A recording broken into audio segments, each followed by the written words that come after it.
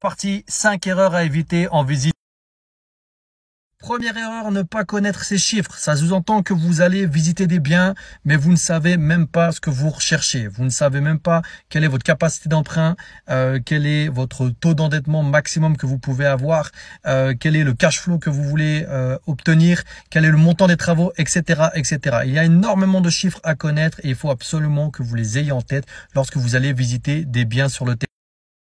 Deuxième erreur, le piège de la cuisine, ou on pourrait appeler ça aussi le piège de la salle de bain. En gros, c'est le piège coup de cœur, c'est-à-dire que vous partez sur un investissement immobilier et vous vous faites avoir par justement ce coup de cœur, cette fameuse jolie cuisine que voilà, vous imaginez peut-être en train de cuisiner, etc. Rappelez-vous, je parle d'investissement immobilier, pas de résidence principale. Donc ne tombez pas dans les achats coup de cœur. Si vous voulez une belle cuisine, ce n'est pas parce que vous avez une belle cuisine qu'il va falloir rallonger et payer le prix à un prix hors de prix ou hors investissement. Réfléchissez toujours à ça, ne vous faites pas avoir par ces coups de cœur. Troisième erreur, être trop optimiste. Alors c'est bien d'être optimiste dans la vie, on vous le dira jamais assez, mais être optimiste dans ces chiffres, il faut faire attention à ça. Je vous donne un exemple. Si vous investissez dans un appartement que vous désirez mettre par exemple en location courte durée sur Airbnb, ne prenez pas des chiffres trop élevés, que ce soit au niveau des nuitées, que ce soit au niveau du taux d'occupation.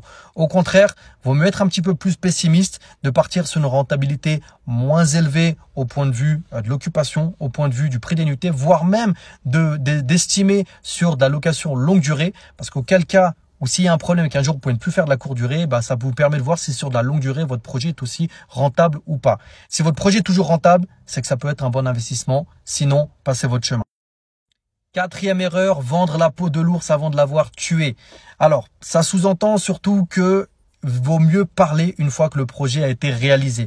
Ne partez pas direct tête bien en tête à vous dire voilà, ça y est, j'ai trouvé le projet de mes rêves, à partager sur les réseaux sociaux, à faire des stories, à en parler à tout le monde pour qu'au final la banque vous donne un refus, vous n'avez pas votre prêt, vous ne pouvez pas acheter votre truc et au final j'ai envie de vous dire, au-delà même du mauvais œil, pour certains qui vont parler du mauvais œil, c'est un petit peu con de se retrouver en dîner entre amis et dire j'ai pas eu le projet parce que de vouloir vous expliquer. Non, achetez votre produit, ayez votre investissement.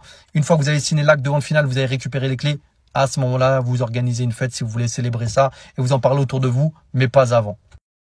Et enfin, la cinquième et dernière erreur à éviter en visite immobilière, c'est de ne pas se former. Quand je dis vous former, je suis pas en train de vous dire d'aller payer des formations à 4000 balles avec des gourous plus ou moins connus. Non, mais au moins de vous former sur le tas, d'aller sur le terrain, de rencontrer des agents immobiliers, de discuter, etc., etc.